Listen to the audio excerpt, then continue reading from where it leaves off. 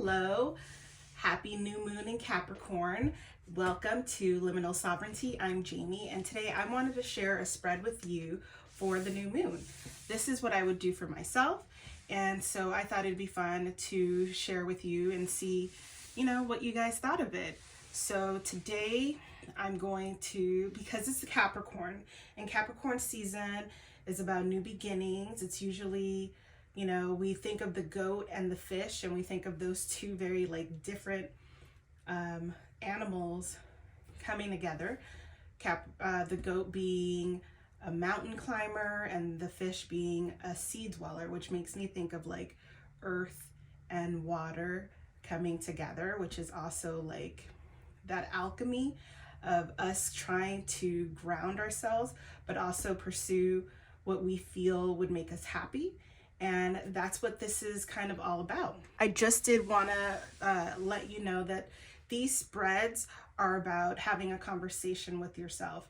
So if you are really trying to connect with yourself and you are trying to have these unconscious motives turn into conscious actions, this is where kind of I feel like this alchemy is happening for myself. So let's go ahead and dive in. Let me show you the card decks that I'm going to be using. I'm going to be using the Archetype, the Wild Unknown Archetype.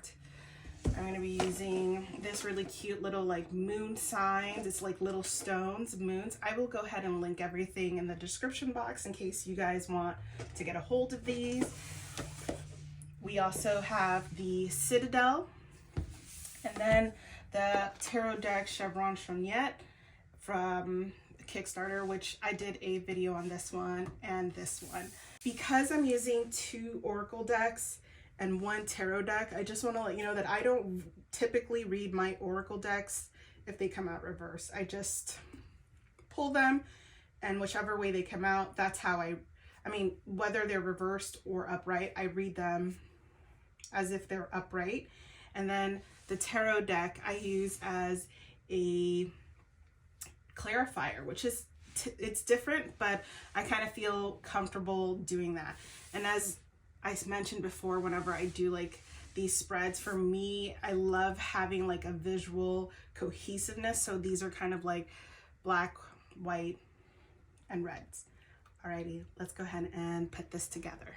This is the oracle card from the Wild Unknown. I'm going to read from my little cheat sheet here, and I'm going to of course put a little PDF on the description box in case you want to do the same thing that I'm doing. But if you see me looking over here, that's what I'm doing. I'm just reading the questions that I have pre-written for the specific spread.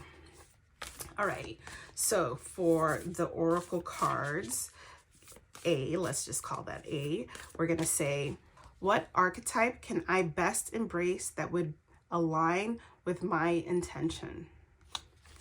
Alrighty, so I'm going to do that.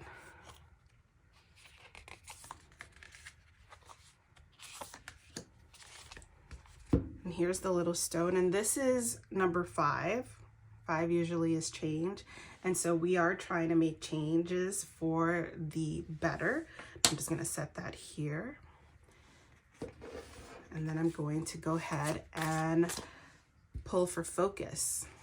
What perspective do I need to get started? Or if in your case you've already started, because of course we are 11 days into the new year, and if you've already started your resolutions or those intentions, good for you, especially if you've kept up with it. But let's say you're trying to work out, right? And you're trying to focus, but you keep having hiccups and stuff like that. What's the next step? Where can I focus, or what perspective do I need to get started, or what's the next step? Try to put that there. And then I'm going to do, what can I avoid? So what is blocking my path forward? Let's going with the same analogy of going to the gym. Let's say that, you're tired and you don't really want to wake up, and, that's not, typically an excuse that you want to fall on. Like, what can you avoid, right? What is blocking my path forward? And then lastly, it's acceptance, right? Let's say you do have let's continue on with the working out. If you do have a little one and you want to go to the gym, but you know, they're sick and you don't have anyone to babysit, like, how can I stay motivated / positive through unexpected changes? Because this is real life, baby. Like, not nothing, but most often things change and you can't just give up. You have to figure out, what can I do next? And then as my clarifier, I'm going to use the tarot deck, and I'm just going to essentially pull a card for each one, which is focus, avoid, and accept.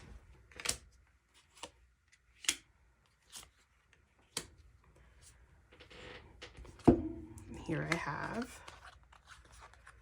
the unseen.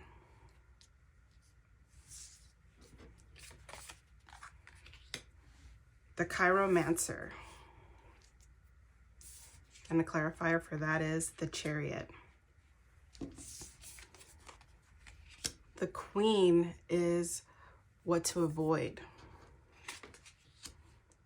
And the lovers is the clarifier.